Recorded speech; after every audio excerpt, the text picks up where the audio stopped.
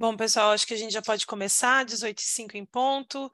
Então, olá, sejam muito bem-vindos. Meu nome é Maria Otávia Crepaldi, atualmente eu sou coordenadora brasileira do programa da ELTE, da Universidade de Yale, que é um programa de treinamento e formação de lideranças na área ambiental, em parceria com o Instituto de Pesquisas Ecológicas, o IP, aqui no Brasil.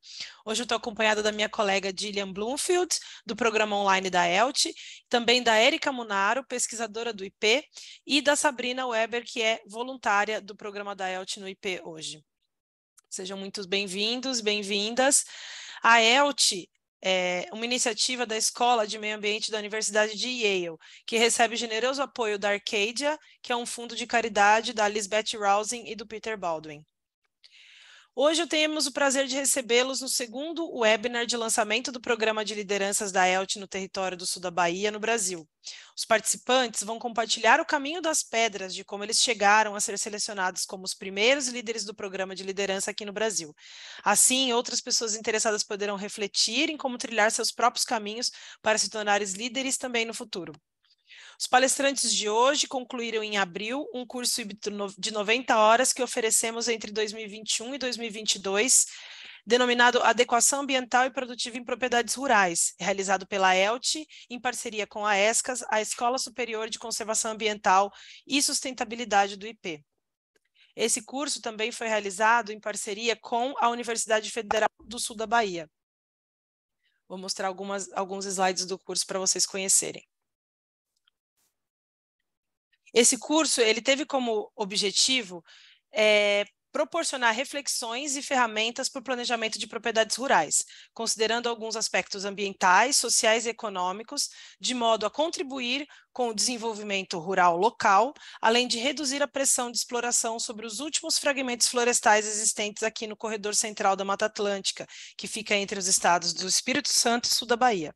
Foram abordados temas como agricultura, clima, agroecologia, políticas públicas de incentivo ao produtor rural, planejamento e adequação ambiental, extensão rural e planejamento participativo, assim como sistemas agroflorestais, silvipastoril e silvicultura de nativas. A gente também falou de restauração ecológica e monitoramento da restauração, conservação da biodiversidade, certificação e, por último, gestão de negócios rurais. O público-alvo desse curso foram os residentes do Núcleo de Estudos em Agroecologia e Produção Orgânica da UFSB, Pau-Brasil, profissionais da área agrícola e ambiental, extensionistas e lideranças rurais que atuam no sul da Bahia. Ao todo, nós tivemos 20 alunos de 10 diferentes instituições. Ao longo do curso, eles adquiriram conhecimento e competência que os ajudaram a construir projetos importantes para a região. Como resultado, os seus projetos constam entre os 4 selecionados pelo nosso edital do Programa de Liderança, que aconteceu em julho desse ano. Esses projetos, então, receberão apoio técnico e, em alguns casos, também um apoio financeiro e poderão entrar para o portfólio de casos de sucesso abordado nos futuros treinamentos da ELTE. Hoje, a gente tem muito prazer de nos juntarmos aos líderes Ana Raquel Nunes Sanches, ela é tecnóloga em gestão ambiental, e o Felipe Otávio Campelo Silva, que é engenheiro agrônomo. Ana Raquel e Felipe apresentarão suas trajetórias como alunos do curso de Adequação Ambiental e Produtiva em Propriedades Rurais e como proponentes dos projetos selecionados no nosso programa de liderança. Algumas logísticas para a gente fazer desse evento o melhor possível.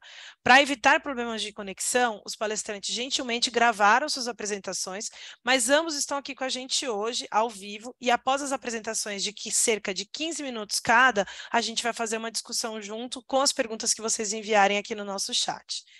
Essa sessão está sendo gravada e vai ser enviada por e-mail nos próximos dias, bem como postada no nosso canal no YouTube, que é esse endereço, youtube.com/c/YaleELTE. Também sintam-se livres para dar uma olhada no nosso bate-papo, onde a Érica, a Sabrina, eu e a Gillian estamos postando links e recursos relevantes.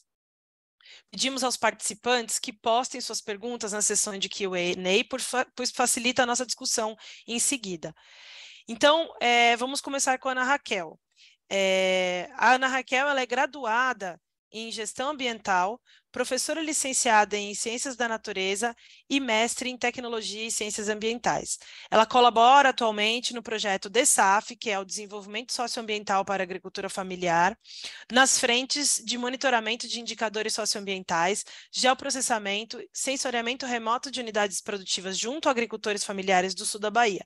Seu interesse profissional e acadêmico é buscar soluções para as problemáticas resultantes da dicotomia entre conservação e desenvolvimento, considerando a matriz teórico-conceitual da ecologia da paisagem.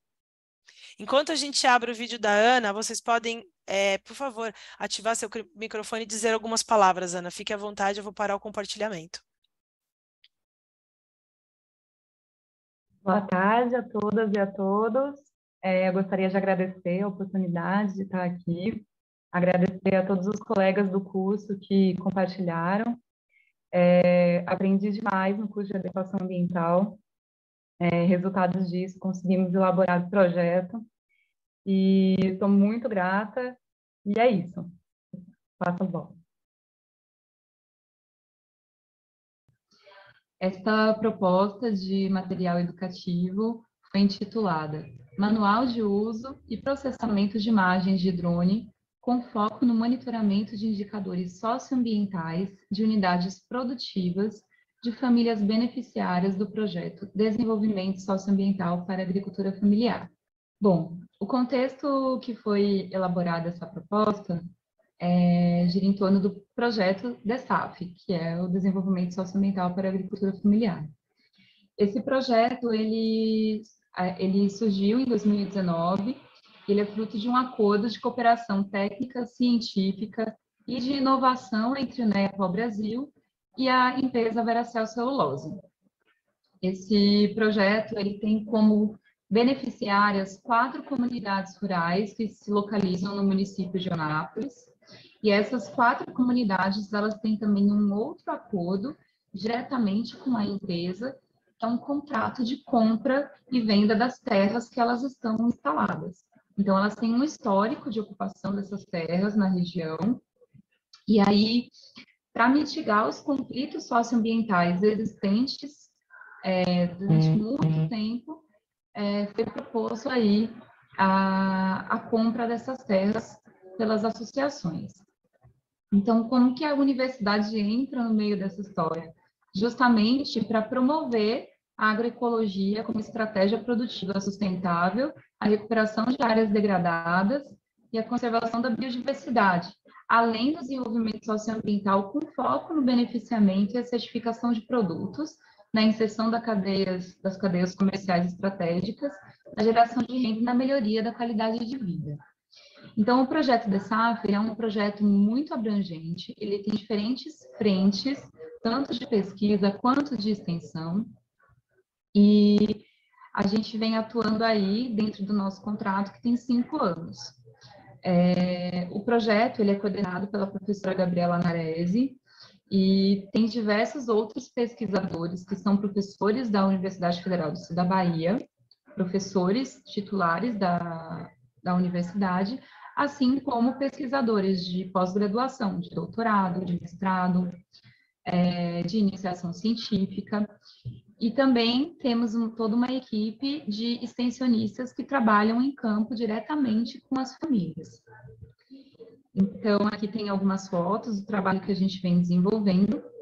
É claro que os 2 anos de pandemia afetaram as nossas atividades, no entanto, a gente já tem atividades bem expressivas, assim, de recursos hídricos, estudos etnobotânicos, acompanhamento com as famílias, agronômico, para geração de renda, organização de grupos de mulheres. Então, tem aí diversas frentes. Então, as comunidades, elas são essas 4 associações, Associação Nova Vitória, Associação Sapucairinha, 2 de Julho e Miramar. Temos aí quase 3.000 hectares, né, que essas associações elas estão comprando da empresa. E aqui a gente tem um mapa de localização delas. A gente vê aqui, né, nesse quadro à direita as associações Nova Vitória, mais aqui em cima, 2 de Julho, e aqui embaixo, um pouco menor, a Associação Sapucairinha. Elas são inseridas dentro da bacia do Rio João de Itiba. E aqui, mais a sudoeste do município de Anápolis, a gente tem a Associação Miramar, que está inserida toda dentro do contexto da Fazenda Miramar, que está na bacia do Rio Buraninho. Então, esse material educativo, ele é fruto, né, do programa de liderança que a gente submeteu o projeto, mas ele deriva do trabalho de conclusão de curso que eu elaborei em parceria com a querida Érica Munaro, que é justamente a construção do sistema de monitoramento de indicadores de desenvolvimento socioambiental do projeto DESAF. Então, um projeto dessa magnitude, ele precisa ter aí uma série de indicadores, né, para a gente conseguir monitorar todas as nossas atividades e também planejar as nossas próximas atividades até o fim do projeto. Então, a gente construiu esse sistema de monitoramento, não só nós duas, mas todo um grupo de trabalho do projeto, e nós desenvolvemos o TCC, e a gente teve aí como foco pensar diversas estratégias para o levantamento desses indicadores socioambientais. Então, o sistema de monitoramento, ele está bem delineado nos pilares da sustentabilidade, né? Pelo menos naqueles principais 3 pilares, 3 dimensões, a social, a econômica e ambiental. Aí, ajustando localmente, a gente acha no contexto, né, local, a gente achou interessante também incluir a dimensão organizacional, já que eles têm uma relação de associativismo, o que é bem importante de se levantar indicadores também. Então, com relação aos indicadores sociais, a gente tem aí uma série de indicadores que vão alimentar essa dimensão. Então, vão ser relacionados à renda, habitação, saúde, trabalho, segurança alimentar, Covid-19, como que a Covid, como que a pandemia afetou o desenvolvimento social dessas famílias. Com relação ao econômico produtivo, vão ter indicadores relacionados ao uso do solo, agrobiodiversidade, as práticas de manejo, que indicam, né, o desenvolvimento socioambiental. Essas famílias, elas estão usando práticas mais alinhadas à transição agroecológica, como que está sendo? Beneficiamento de produtos, incentivo para a produção, já tem acesso a crédito, pagamento da dívida, como que a família está se organizando para o pagamento da dívida. Com relação à dimensão ambiental, a gente tem aí esses quatro pilares, né? A diversificação da paisagem, a reserva legal, área de preservação permanente e segurança hídrica. E com relação à dimensão organizacional, a gente vai ter como está a comunicação, indicadores relacionados à qualificação dos gestores, indicadores relacionados a associativismo e participação comunitária, planejamento para a gestão da dívida da terra, e assim como a organização das ações do próprio projeto DESAF junto com as comunidades. E para levantar esses indicadores, a gente definiu como estratégia a aplicação de questionários com as famílias, com a diretoria das associações e com os relatórios específicos que o projeto DESAF tem, como, por exemplo, o relatório de recursos hídricos, que uma boa parte alimenta aí os indicadores que são relacionados à dimensão ambiental. É importante destacar que o projeto DESAF, ele tem dentro dos seus equipamentos um drone, e esse drone, a gente vem começando a utilizar ele em campo para ajudar todas as nossas atividades e os nossos planejamentos e análises. Então, esse material educativo, ele tem como justificativa, primeiramente, a gente obter imagens aéreas atualizadas, né, que favoreçam aí o nosso processo de monitoramento. Também facilitar as análises ambientais específicas das áreas, então a gente pode pensar muito bem nas áreas de reserva legal, nas áreas de APP, né?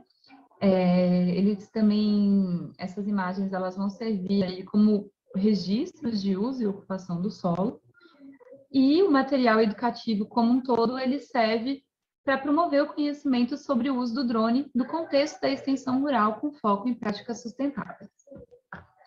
Então, o objetivo da elaboração desse manual foi elaborar o próprio manual de uso e processamento das imagens do drone com foco no monitoramento dos indicadores socioambientais das comunidades, mas também, mais especificamente, aplicar esse manual. Então, não somente elaborá-lo, mas aplicá-lo. Então, para isso, definir as duas áreas para o monitoramento do ano de 2022, que a gente vai começar a fazer aí nessa transição no começo do ano de 2023, a realização de sobrevoos iniciais e finais, bem como o processo de captação das imagens, processamento das imagens e mapas iniciais e finais.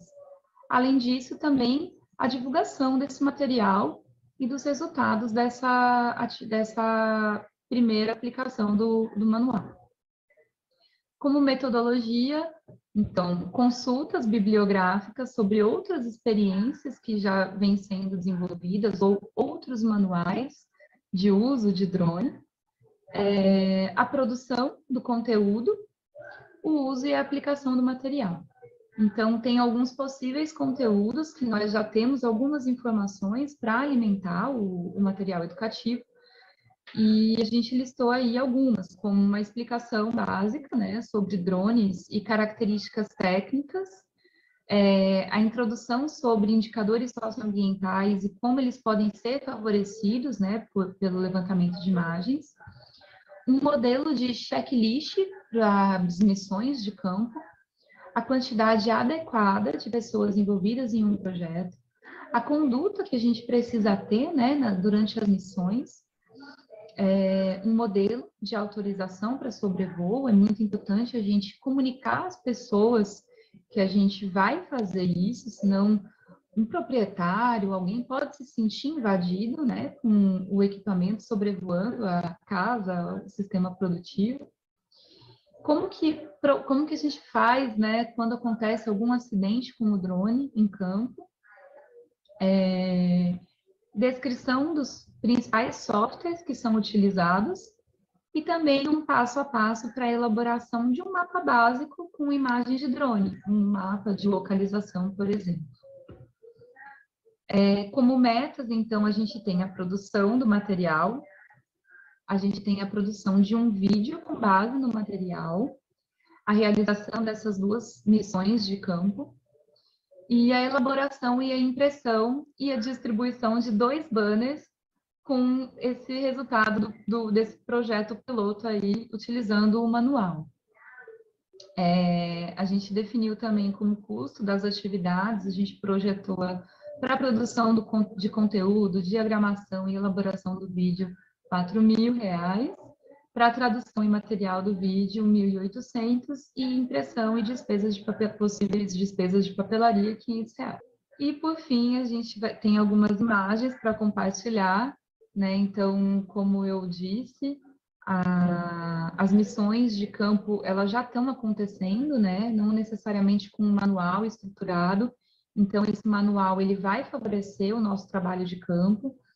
Aqui nessa primeira foto, a gente fez no sobrevoo de um lote de uma agricultora na comunidade 2 de Julho. Aqui tem uma imagem com o controle do drone que é um DJI Mavic 2 Pro, e aí o celular acoplado. Então, para quem nunca usou, não conhece ainda, esse tipo de drone, ele é um drone menor, né? Ele não é um drone daqueles grandões para agricultura de precisão mesmo. Esse é um drone mais comum que tem sido usado comercialmente também para agricultura, mas também tem diversas outras aplicabilidades. Então, a gente acopla o celular e utiliza aplicativos específicos que se conectam com o sistema do drone. Aqui alguns vídeos que nós fizemos já em campo, eu e o colega da equipe, João Pedro. Aqui um outro vídeo do drone sobrevoando o campus da Universidade Federal do Sul da Bahia. Aqui temos mais um vídeo do drone decolando aí na mão do Fernando Rabelo. Essa imagem é de um mapa também que nós já fizemos. Então, aqui a gente tem o lote do grupo de mulheres da Associação Miramar.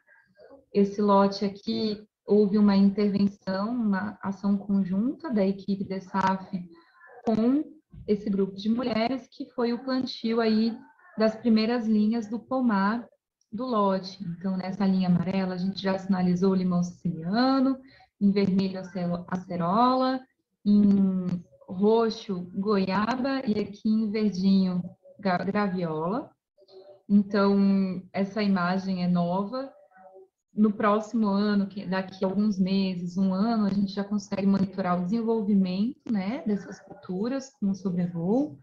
Também foi possível fazer uma imagem da área que foi instalado o meliponário, que é um outro projeto que a Veracel desenvolveu junto com a comunidade. E aqui, né, tem a legenda do mapa e algumas ilustrações, algumas imagens aí ilustrando esse momento que foi o plantio, né, das culturas. Além disso, já finalizando a apresentação, temos aqui o print screen de alguns softwares que temos utilizado nas missões. Então, para o planejamento das missões, temos utilizado mais o software, o Drone Deploy. Esse software, nós projetamos todo o voo, é possível inserir um KML com um polígono e só fazer alguns ajustes, configurações mesmo para o planejamento do voo. E quando a gente vai a campo, a gente habilita esse aplicativo pelo celular e o drone, ele sobe, executa o voo, faz a captação das imagens, depois ele retorna automaticamente. É um voo automatizado. Outro aplicativo que também é bem legal e que dá para fazer muito bem, assim como o Drone Deploy, é o Drone Harmony. E, além disso, esses softwares, eles fornecem algumas ferramentas de cálculo, de diferentes cálculos, tem perímetro, enfim, e aqui um comparativo que a gente fez para uma espécie de planta, para calcular o volume. Então, a gente só fez a nível de comparação um polígono em uma área que não tem a planta e em uma área que tem a planta, para comparar aí o cálculo do próprio software sobre o volume. Além disso, também como resultado, a gente tem aí nossa participação em mentorias, né, sobre o uso de drone. E essa mentoria, ela tem alguns resultados que a gente pretende sinalizar também no manual, que são as aplicabilidades, né, do uso de drone, tanto para a agricultura, que tem essas aplicabilidades, e tem outras que não estão aqui, e também para o meio ambiente. Então, é isso. Eu espero que esse material ele colabore, né, muitos projetos, além do nosso projeto. E eu aproveito para agradecer. Eu estou muito feliz e muito empolgada, né, com esse projeto do Programa de Liderança. Agradeço a oportunidade e é isso.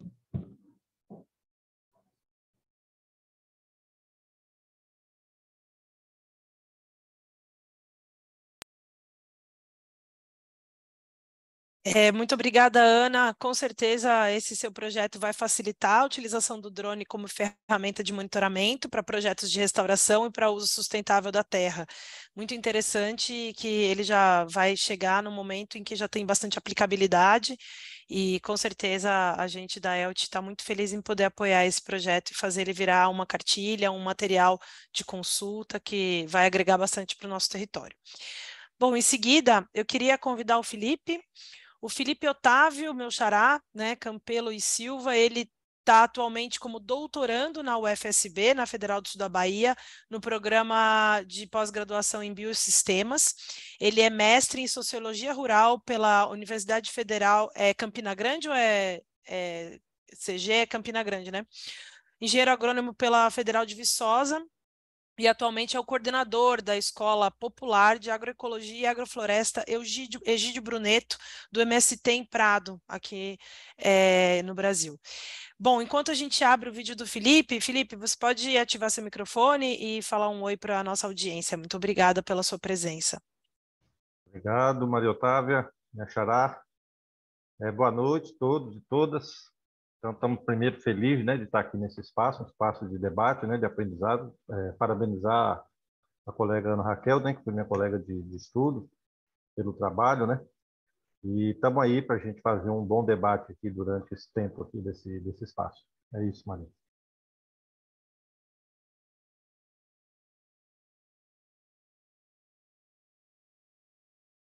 Bom dia a todos e todas.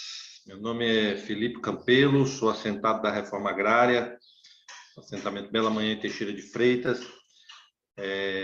Sou do MST, faço parte da Escola Popular de Agroecologia e Agrofloresta Egídio Bruneto. E queria aqui, inicialmente, agradecer a UIP, o ESCAS, o ELT, o FSB, pela oportunidade de ter feito o curso Adequação Ambiental e Produtiva nas Propriedades Rurais.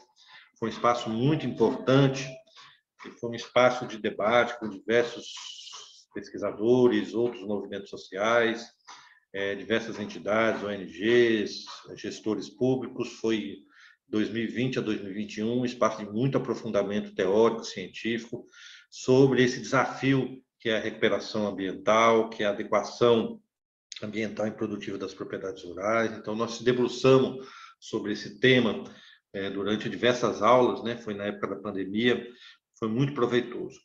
Então, a partir desse curso, eu tive a oportunidade de apresentar um projeto de continuidade, né, desse processo de formação, e ele foi aprovado, do qual eu fico muito grato, né, por todo esse conjunto de companheiros e companheiras que tiveram à frente dessas formações. O projeto visa apoiar a pesquisa de campo sobre o papel dos quintais produtivos na obtenção dos serviços ecossistêmicos nos assentamentos agroecológicos no sul da Bahia, Brasil. Então, inicialmente, nós entendemos os serviços ecossistêmicos como o bem-estar humano gerado pelos ecossistemas locais. Isso diz muito sobre a nossa tarefa, né, de criar serviços ambientais que possam gerar serviços ecossistêmicos. A gente sabe que a natureza nos dá muitos recursos, né? Sem ela a gente não sobreviveria, e nós podemos, entendendo quais são esses recursos, quais são esse bem-estar humano gerado pelos ecossistemas, né? Criar as condições para ir aprofundando, para ir melhorando essa relação entre o ser humano e a natureza, de forma que a gente possa viver da forma mais harmoniosa e da melhor forma possível, né, nesse planeta. De forma didática, os serviços ecossistêmicos eles são divididos em 4 categorias, né? Provisão, regulação, cultural e suporte. Né? Isso foi feito a partir de uma junção de diversos cientistas do mundo todo, a partir da avaliação dos ecossistemas do milênio. Né? Então, foi produzido um documento, né, em 2005, que trouxe de forma muito didática, muito sistemática, mas muito aprofundada, quer dizer, os serviços ecossistêmicos como um todo e como eles podem ser distribuídos. E dentro dos serviços ecossistêmicos, então, a gente tem os materiais fornecidos pelos ecossistemas que são consumidos, as funções que regulam as condições ambientais, os benefícios não associados ao lucro, que são os ecossistemas, os serviços ecossistêmicos culturais, e os serviços necessários para a existência dos outros, que é o de suporte, como a formação do solo, né, a ciclagem de nutrientes, a ciclagem de água, a decomposição de matéria orgânica, enfim.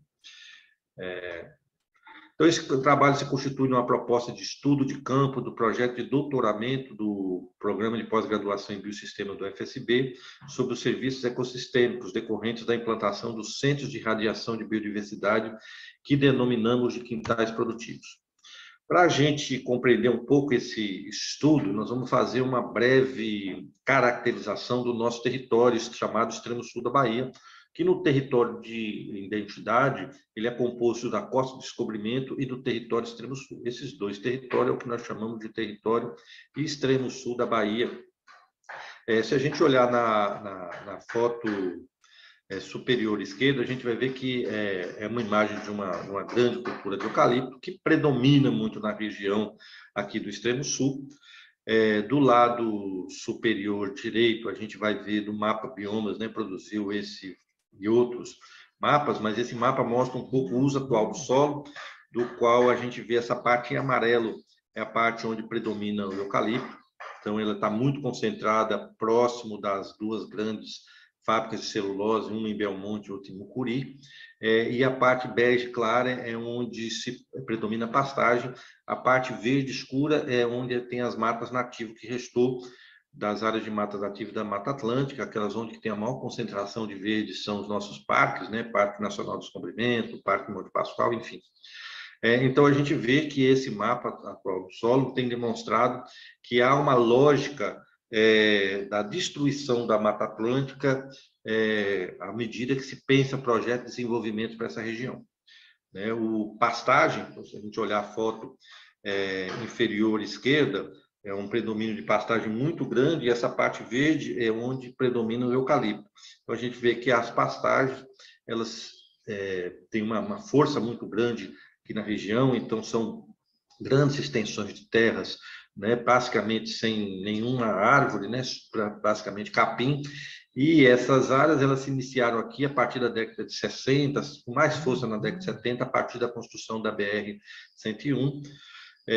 Na foto inferior direita, a gente viu que é um antigo acampamento nosso, esse acampamento do qual eu resido hoje, mas aqui era na época do acampamento, essa foto tem uns 10, 12 anos, e lá é onde estava, a gente percebe que tem uma parte verde ali, que é um pequeno fragmento de mata, né, bem degradada. Nós temos uma área escura, que é uma represa, bem ao lado do acampamento, então a gente vê sem nenhuma proteção ambiental, sem nenhum respeito à área de preservação permanente. Então, esse é um pouco o cenário do qual nós enfrentamos quando nós ocupamos nossos assentamentos. Pra vocês terem ideia, meu assentamento ele tem 52 anos de gado em cima, quando nós ocupamos, então a gente imagina a condição do solo, a condição ecológica, o equilíbrio ecológico desse espaço, né? Diversas áreas, diversos lotes, depois quando foram implementados, se implementaram em áreas que não tinham uma árvore,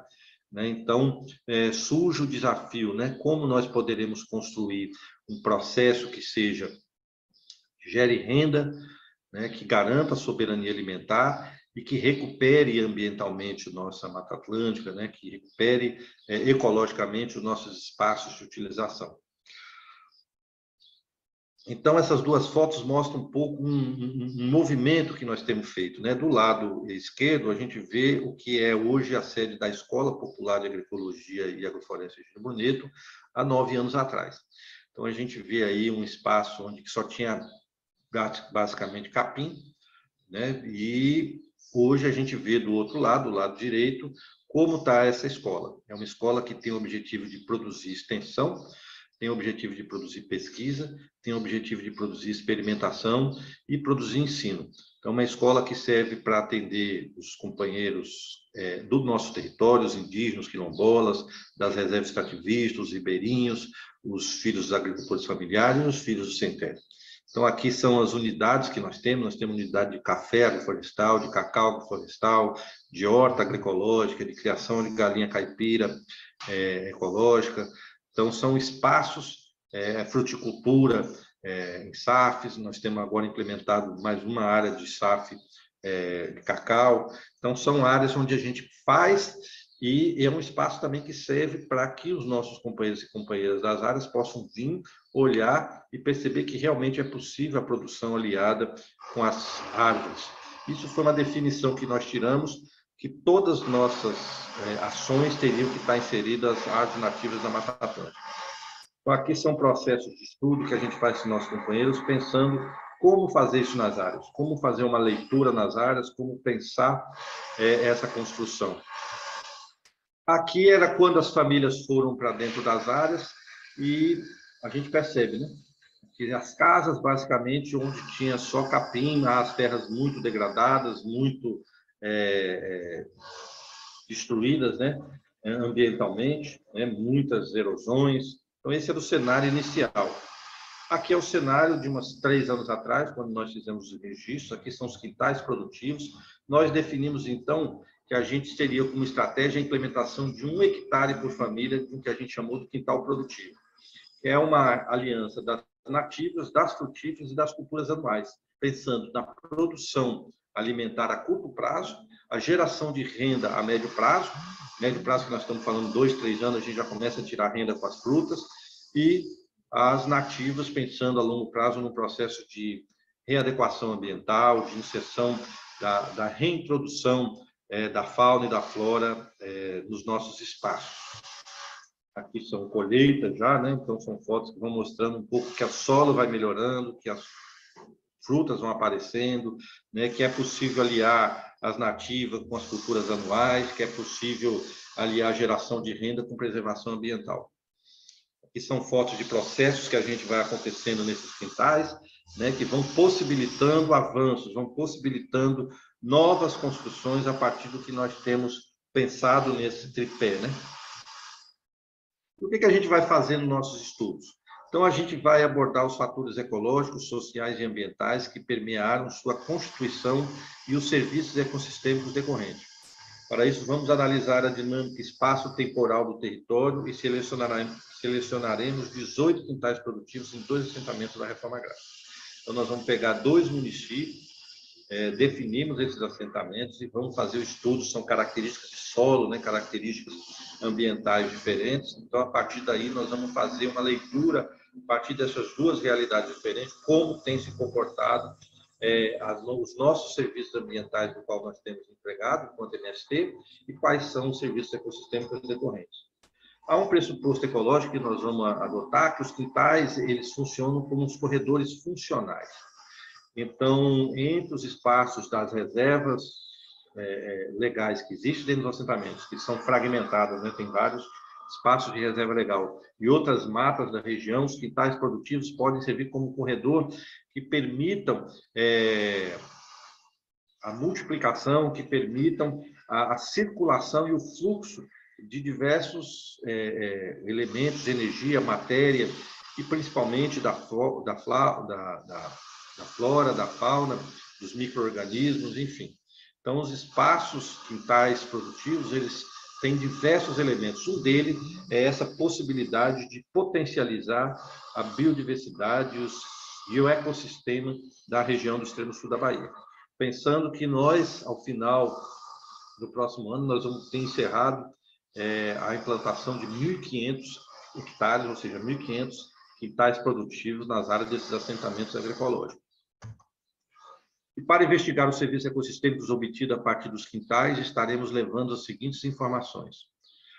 A percepção das famílias será feita a partir da caminhada transversal e do questionário semi-estruturados, pesquisa bibliográfica, estaremos realizando levantamento bibliográfico sobre os benefícios ecológicos e econômicos a partir das interações entre espécies vegetais e macro e microfauna, análise química, física e biológica dos solos e análise dos benefícios econômicos e soberania alimentar.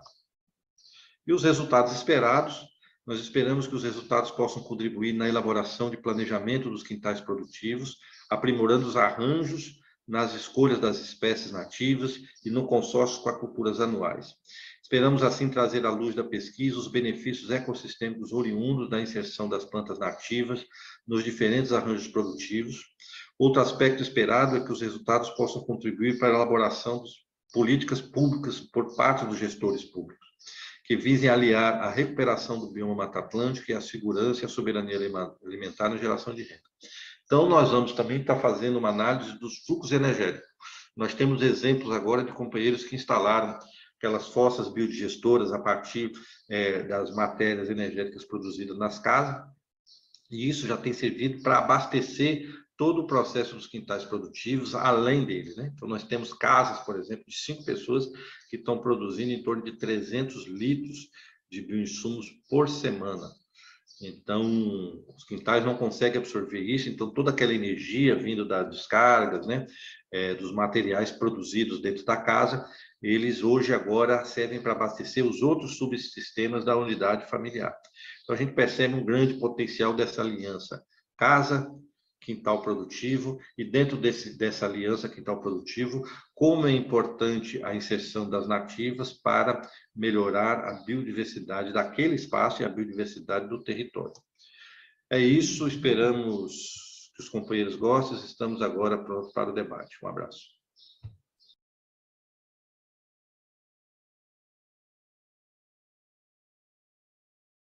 Obrigada novamente, Felipe. Foi super importante conhecer o potencial dos quintais produtivos aí da região e difundir esses modelos de plantio, né, capazes de contribuir com a segurança alimentar das famílias e com os serviços ecossistêmicos também. Muito interessante aí os números que você traz de 1.500 hectares, né, feitos aí de um em um, é extremamente relevante isso na paisagem e também para a segurança alimentar das famílias. Muito obrigada pela sua apresentação. Então, vamos chamar agora a Ana e o Felipe para ativar as câmeras e os microfones e a gente vai começar a fazer algumas perguntas que chegaram aqui para nós. Então, se os participantes puderem e quiserem postar suas perguntas na seção de Q&A, de perguntas e respostas, ao invés de aqui no chat, que às vezes pode ficar perdida aqui, né? Porque no chat a dinâmica é maior, então na sessão de Q&A a gente consegue organizar melhor as perguntas. Mas a gente já tem uma primeira pergunta, da Daniela. Ela trabalha no interior de São Paulo com diagnóstico ambiental para mobilização social e restauração de áreas, e ela pergunta se o sistema de manejo dos quintais é baseado em mutirão, Felipe. Se você puder falar um pouquinho sobre isso. Bom, os quintais, vamos pegar assim inicialmente, né? O processo de construção, ele se deu de forma coletiva, né? Porque se deu a partir dos que a gente chama das brigadas, né? Dos coletivos de formação do MST.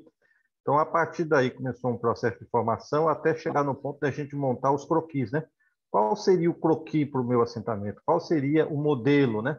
Então, a gente discutia com as famílias um pouco daquelas fotos que eu mostrei. Eu acho que uma delas mostra uma dessas reuniões que a gente vai meio que desenhando, né?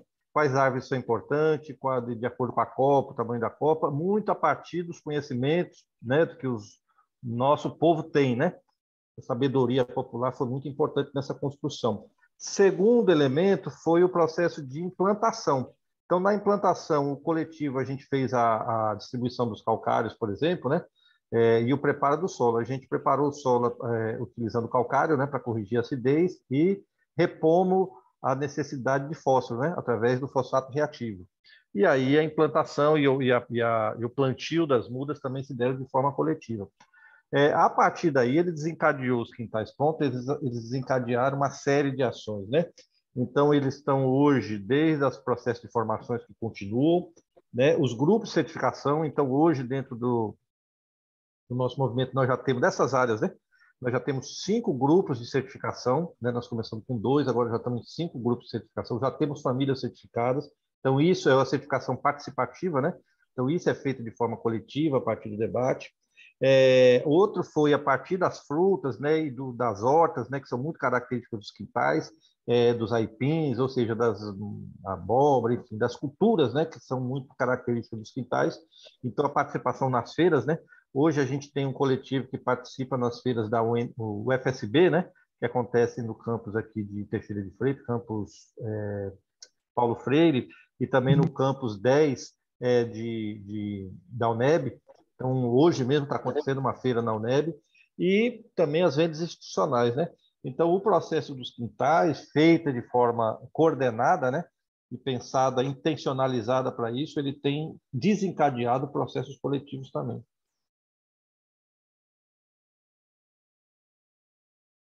Muito interessante, Felipe. Obrigada pelo relato. Eu queria perguntar uma coisa para a Ana, aí, com o assunto das imagens, o drone. Ana, sabendo que a gente tem aí um tempo de processamento das imagens e também um espaço, às vezes grande, para garantir o armazenamento dela, como que vocês estão lidando com essa estratégia numa perspectiva de popularização disso, né? Porque a gente sabe, assim, tem capacidade de guardar isso numa nuvem ou porque as pessoas às vezes não têm, né, no celular um armazenamento pequeno, o computador às vezes não tem um armazenamento muito grande. Queria saber como é que vocês estão pensando nisso para o nosso manual. Atualmente, a gente tem uma nuvem, né, que a gente trabalha com ela, um banco de dados. Então, a gente tem feito backup de todas as imagens que são muito grandes, são muito pesadas mesmo, nessa nuvem que é ilimitada porque é um servidor da universidade. Tem alguns outros servidores que a gente está estudando aí, começar a utilizar para ficar direto e processar remotamente, né? O processamento fica na nuvem. Atualmente, eu estou fazendo processamento pelo Drone Deploy, que é um processamento automático, é o software que desenvolve, e aí eu só faço o download da imagem. Ou eu processo as imagens no computador, com o Metashape. Então, que é bem mais pesado e bem mais demorado. Então, demanda um equipamento, uma máquina mais potente, né? Então, a gente tem utilizado aí toda a memória do computador voltada só para o processamento das imagens. Mas, assim, a saída que a gente tem pensado é o contato com a UESC para manter essas imagens e o processamento em nuvem. Ainda estamos desenvolvendo essa parceria, por enquanto. Muito bom, Ana, respondeu super bem, muito obrigada. Eu vou voltar para o Felipe, surgiu mais um questionamento aqui em relação a esse caráter coletivo poder se configurar como um serviço cultural. Bastante interessante, se você puder comentar depois, eu já vou emendar uma pergunta aqui do Miles Marcos Pereira, Mirel, ele também é do MST do Espírito Santo. Ele fala que, em termos de bacia hidrográfica, algum serviço ambiental mensurado, qualidade de água, melhoria do solo, já formalizado ou em planejamento para acesso de PSA, pagamento de serviços ambientais, e também em relação a essa nova abordagem de neutralização de carbono, se há alguma perspectiva. Então, se você puder comentar, Felipe, tanto essa questão dos serviços de água, melhoria do solo em relação a PSA e carbono, e também se esse caráter coletivo dos quintais, ele se configura como um serviço cultural. Mirel, né? Mirel. Obrigado, Mirel, companheiro. Então, os trabalhos coletivos, ele é um dos princípios, né, do MST, né? O MST tem vários princípios, um deles chama-se divisão de tarefas, né? Enquanto eu estou aqui hoje, nós estamos tendo um grande encontro, né, lá na Regional Extremo Sul, toda a nossa militância está reunida, inclusive agora, né, nesse momento. Então, isso é um princípio, né? Enquanto outros companheiros estão dando aula, né, são nossos educadores, outros companheiros estão mexendo com a saúde. Então, essa divisão de tarefas, a gente, inclusive, divide em setores, né? Isso é um grande trabalho coletivo, né? Com objetivos, né? Com metas. E o trabalho coletivo dos quintais, ele é fruto um pouco dessa nossa, o que a gente chama de organicidade, né? A gente entende que o processo coletivo ele nos enriquece. Primeiro, porque ele nos dá pertença sobre aqueles espaços, né? Que a gente constrói. Segundo, que ele parte de um princípio que eu tenho que socializar meu conhecimento com o outro. E com o outro eu também vou aprender o conhecimento dele, né? Então a gente sai sempre mais abastecido de informação, de conhecimento, e também torna o trabalho muito mais prazeroso, né? Porque é no trabalho coletivo que a gente faz as resenhas, faz as brincadeiras, né? Troca informações, né? Quanto que está o preço da bezerra ali, que fulano que vendeu um saco de feijão lá. Então, isso é um pouco a cultura camponesa, né? A cultura camponesa é muito baseada na comunicação, né? No diálogo, né? Direto. E isso é um serviço, eu acredito que sim, é um serviço ecossistêmico. Eu estou na fase de, né, inclusive o projeto que a gente fez junto aqui com os companheiros do curso, né, foi um pouco para me ajudar a fazer algumas análises. Então, eu estou na fase agora que eu vou fazer meu trabalho de campo, né, do qual o projeto vai me ajudar a desenvolver esse trabalho de campo. Então, eu vou conseguir coletar as informações, né, sobre solos, né, sobre um pouco a percepção das famílias, né, sobre a diversidade, a biodiversidade, né, de elementos compostos nos quintais, sobre os elementos econômicos que estão intrínsecos dentro dos quintais, né, e a sua importância. Então, eu vou poder colocar um pouco melhor essa resposta com mais dados, né, daqui a uns 2 anos, né, quando a gente acredita que tiver feito o trabalho de campo, né, ter terminado um pouco essa parte de fundamentação teórica e a tabulação dos dados. Mas, sem dúvida, né, o trabalho coletivo sempre traz um elemento importantíssimo e a natureza nos dá satisfação, né? Eu acho que esse é um dos princípios, né? Os quintais é um elemento que atrai aquelas famílias para uma ação coletiva. Muito bom, Felipe, é sensacional isso. Eu acho que isso é um serviço cultural, sim. A Daniela apontou bem aqui no chat. Tem todo o requisito para ser um serviço cultural. Ana, uma última pergunta para você antes da gente abrir para vocês fazerem as considerações finais. Quais foram as principais dificuldades que você sentiu na utilização do drone? Se é simples fazer o sobrevoo ou se... Acho que essa é uma pergunta que todo mundo quer saber, o povo quer saber. A primeira vez que eu levantei o drone foi no treinamento. Então, tem que ter um treinamento antes de botar um equipamento desse no ar, né? Ele tem um custo e ainda não é tão acessível assim no Brasil. Tem que dar uma insegurança. Então, eu acho que quando eu levantei a primeira vez, o que eu tive que controlar foi nervosismo, né? Será que eu vou deixar o drone cair? Então, tem que ter essa cautela. Eu acho que também outros desafios que tem, né, sempre vão existir, são as condições climáticas, então ter um bom planejamento para as missões é extremamente importante. Eu, por exemplo, a gente está numa temporada de chuvas, eu estou há mais de um mês sem poder fazer sobrevoos. Então, é uma questão, é o maior desafio para o uso da tecnologia, né? Então, é basicamente isso. Muito bom, Ana. Eu também, a primeira vez que eu voei com o drone, inclusive, não foi nem na hora de sair, foi na hora de voltar, porque às vezes ele não se posiciona tão bem para vir direitinho na sua mão, então você tem que escolher um lugar que realmente você tenha bastante, assim, abertura, porque se tiver uma árvore perto, já tem uma chance dele se enganchar lá, que era o que estava acontecendo, assim, eu também super morri de medo, eu entendo que a gente pensa na hora, nossa, tem 15 mil reais voando aí, pelo amor de Deus, né, é a responsabilidade também com o equipamento, mas muito bom. Acho que eu só queria que vocês fizessem suas considerações finais para eu partir aqui para a finalização do webinar. A gente está chegando no nosso final. Foi muito bom, agradeço a audiência e as perguntas, mas gostaria que vocês falassem aí a sua mensagem final para esse grupo que almeja aí também chegar no nível de liderança que vocês já chegaram. Então, eu começo. Eu agradeço, né, novamente a oportunidade de estar participando do programa de liderança, a toda a organização, a equipe da ELT, do IP, ESCAS IP, ELT Yale. Agradeço os colegas de curso, parabéns, Felipe, seu trabalho é realmente muito incrível, todo o trabalho do movimento do MST tem muito a nos ensinar.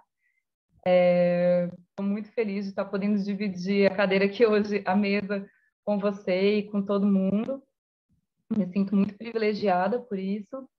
E espero que o projeto, né, o manual, a cartilha, o vídeo que a gente vai elaborar também, contribua com outros extensionistas para operar esses equipamentos, porque a gente precisa ter, né, acesso e saber como utilizar. Obrigada.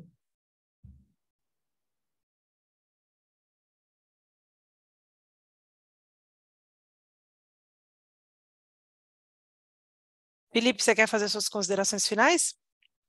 Sim.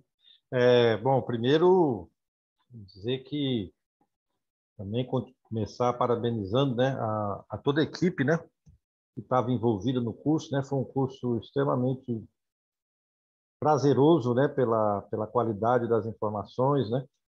Quero agradecer toda a coordenação, né, os companheiros todos, né, em nome da nossa companheira Maria Otávia, né, foram muito dedicados, né, nessa tarefa, né, da educação, da formação, e foi muito rico, né.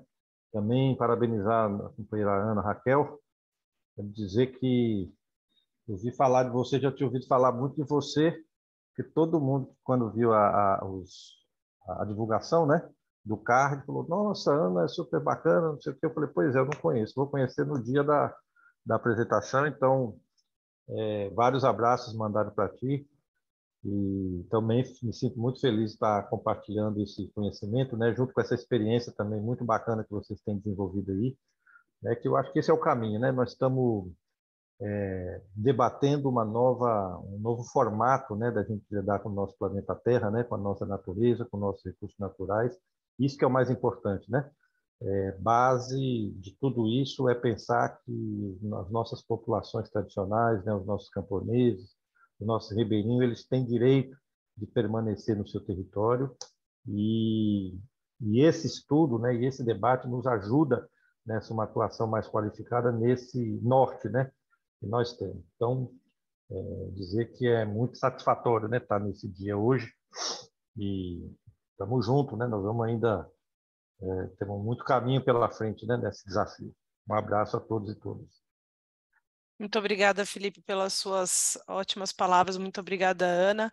Então, agora que vocês também gostariam de se tornar uma liderança ambiental, eu vou compartilhar com vocês aqui a minha tela. Não sei se vocês já estão vendo, só um minuto, que acho que não entrou a tela certa. Agora vai entrar.